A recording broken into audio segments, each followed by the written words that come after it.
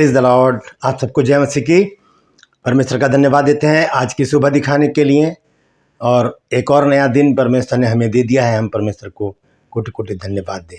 कितने लोग हैं जो आज का दिन नहीं देखने पाए होंगे, लेकिन ये परमेश्वर की महाकरुणा है कि हम उसके साथ उसके संसार में जीवित और सही सलामत हैं। Praise the Lord. एक नया संदेश लेकर मैं आपके सम्मुख आपका दोस्त पास्टर राज मैसी उपस्थित हूँ। और आज का जो संदेश है वो एक बहन है दिल्ली की, जिनका नाम है राज रानी। उन्होंने एक सवाल किया था कि पृथ्वी पर धन इकट्ठा करने का अर्थ क्या है। तो इस विषय पर आज मैं आपको कुछ बातें बताना चाहता हूँ। तो बहुत ही महत्वपूर्ण वचन है ये, हम सबको सीखना चाहिए, इस बात के भेद को जानना चाहिए कि इस वचन का भेद क्या है, यीशु मसीह कहना क्या चाहते हैं यहाँ पर। तो बने रहिएगा मेरे साथ शुरू से लेकर अंत तक। मैं कोशिश करूँगा जल्दी समाप्त करने की, फिर भी आप पूरा संदेश सुनेंगे तभी आपको समझ में आएगा। Praise the Lord. और आज का जो सवाल है ट्रू पल्स में वो है, मरकुस का एक नाम और है, वो नाम क्या है।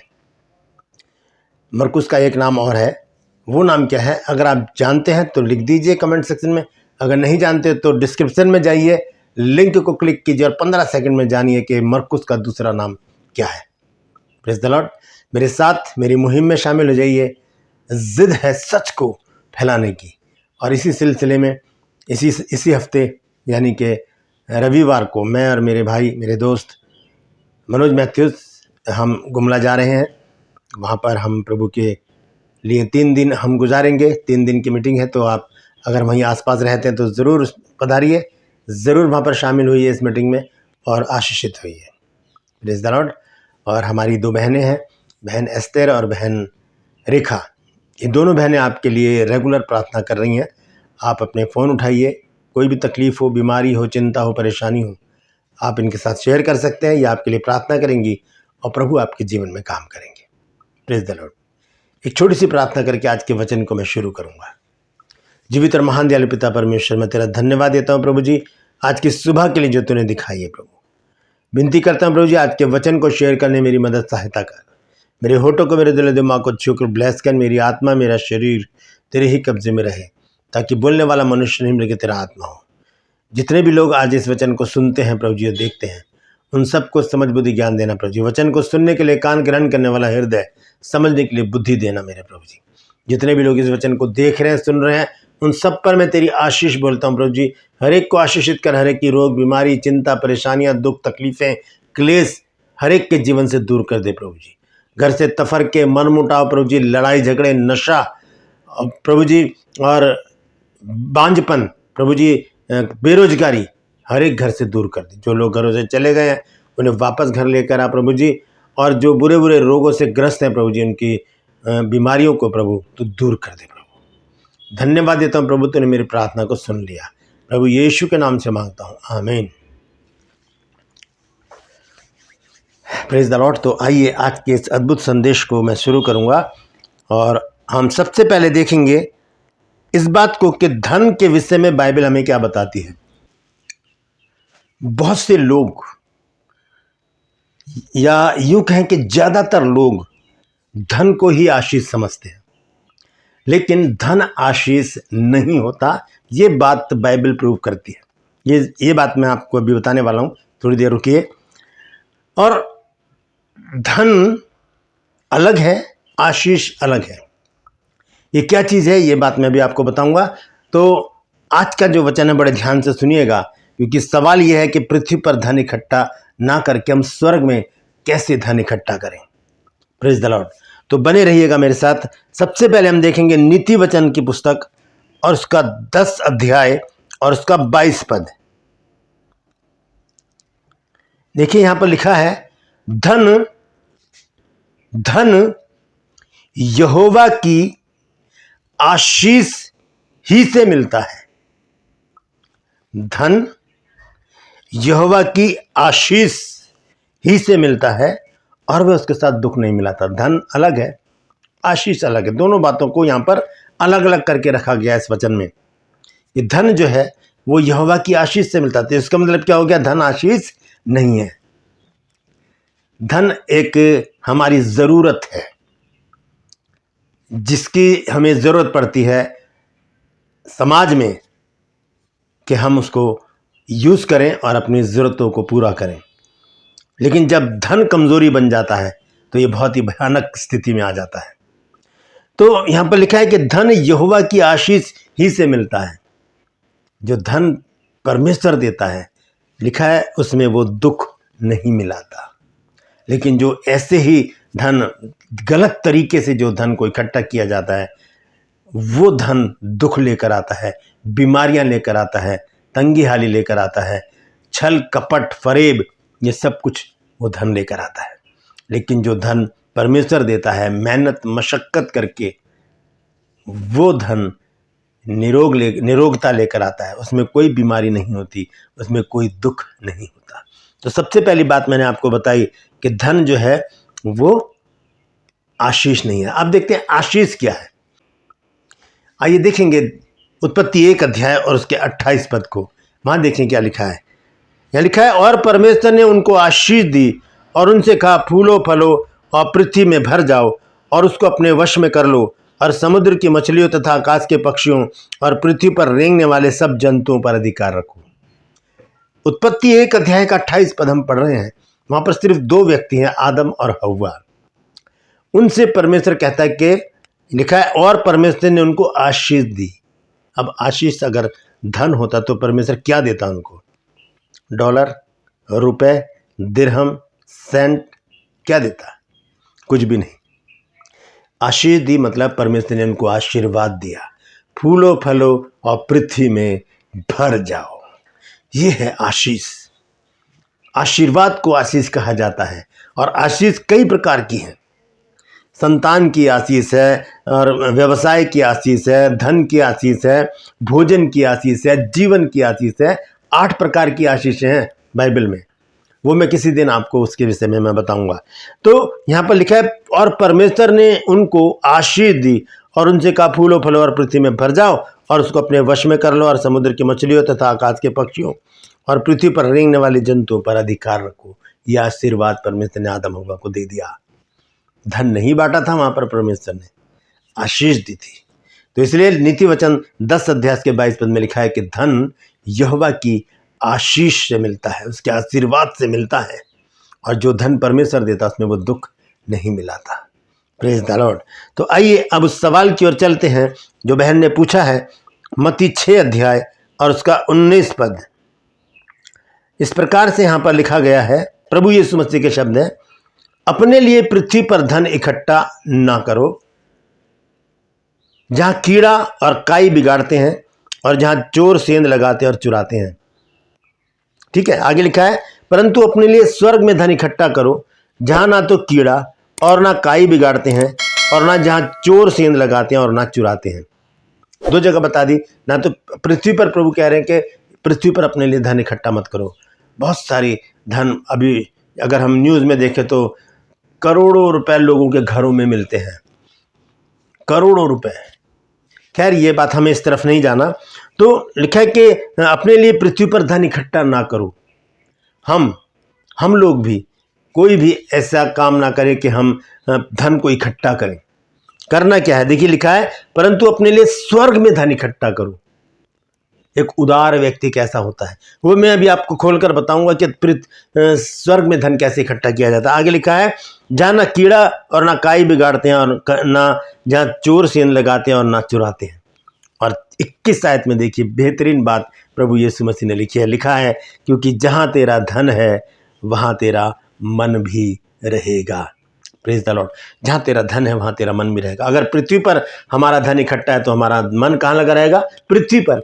और अगर स्वर्ग में हम अपना धन इकट्ठा करें तो हमारा मन कहाँ रहेगा? स्वर्गीय बातों में। मैं जब बाइबल क्लास लेता हूं तो मैं बच्चों को एक बात बताता हूं। जब ये वचन आता है तो कहता हूं कि अपने पैसे को बाइबल में रखा करो, क्योंकि कहीं पर भी हो आप, आपका ध्यान बाइबल में रहेगा। मेरे पैसे रखें, कोई निकालना नहीं। घर से बाहर गए तब भी ध्यान रहेगा, घर के अंदर आते आपको सबसे पहले बाइबल पर नजर जाए, आपकी नज़र बाइबल पर जाएगी कि मेरी बाइबल वहीं सुरक्षित रखी या नहीं। आप हो सकता है कि नज़रें बचाकर लोगों से उसे खोल कर देखें कि हाँ पैसे अपनी जगह है। एक छोटी सी बात मैंने इसलिए बताई है क्योंकि यदि हमारा धन वहाँ पर रखा रहेगा, अगर हम बाइबल पर ध्यान रखेंगे तो हो सकता है कभी पढ़ भी लें, बहुत से लोग नहीं पढ़ते हैं बाइबल, उनके लिए मैंने ये बात कही है। तो जहाँ तेरा धन है वहाँ तेरा मन भी रहेगा। अगर पृथ्वी पर हम धन इकट्ठा कर रहे हैं तो हमारा मन पृथ्वी पर ही लगा रहेगा। अगर हम स्वर्ग में धन इकट्ठा करेंगे तो हमारा मन स्वर्ग की बातों में लगा रहेगा।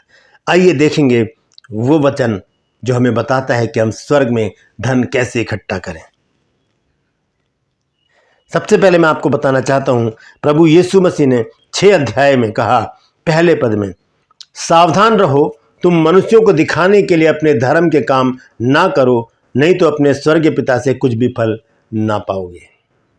पहली बात। दूसरी बात क्या कहते हैं यीशु मसीह, इसलिए जब तू दान करे तो अपने आगे तुरही ना बजवा, जैसा कपटी सभाओं और गलियों में करते हैं, ताकि लोग उनकी बढ़ाई करें। मैं तुमसे सच कहता हूं कि वो अपना प्रतिफल पा चुके। परंतु जब तू दान करे तो जो तेरा दाहिना हाथ करता है उसे तेरा बायां हाथ ना जानने पाए, ताकि तेरा दान गुप्त रहे, और तब तेरा पिता जो गुप्त में देखता है तुझे प्रतिफल देगा। ये दान का जो मैंने सब्जेक्ट उठाया है अभी, इस पर ध्यान दीजिएगा, गौर कीजिएगा। यहाँ पर प्रभु यीशु मसीह कह रहे हैं कि अपने आगे तुरही मत बजवाओ। बहुत से लोग क्या करते हैं, जब चर्च में जब पैसे डालते हैं डब्बे में या थैली में, तो ऐसे अपने नोट को 2000 का या 500 का ऐसे उंगली में फंसा कर ऐसे डालते हैं ताकि लोग देखें कि मैंने कितना बड़ा नोट डाला है। परमेश्वर ये नहीं देखता कि आपने कितना ज़्यादा डाला है, परमेश्वर ये देखता कि आपने कितना बचा लिया है। ठीक है, तो हम इस बात को जान ले अच्छी तरह कि दान जो है वो परमेश्वर की एक आज्ञा है। दान एक धर्म का काम है, क्योंकि पहले पद में यीशु मसीह ने कहा कि सावधान रहो, तुम मनुष्य को दिखाने के लिए अपने धर्म के काम ना करो, और दूसरे पद में कह दिया दान के बारे में। तो इसका मतलब यहाँ पर 3 बातें कही हैं प्रभु यीशु मसीह ने, दान, उपवास और प्रार्थना, ये तीनों धर्म के काम हैं। तो पहला धर्म का काम प्रभु यीशु मसीह ने बताया है दान। और जब हम गुप्त में करते हैं, लिखा है कि जब तेरा दाहिना हाथ दान करता तो तेरा बायां हाथ ना जानने पाए। इसका अर्थ क्या है?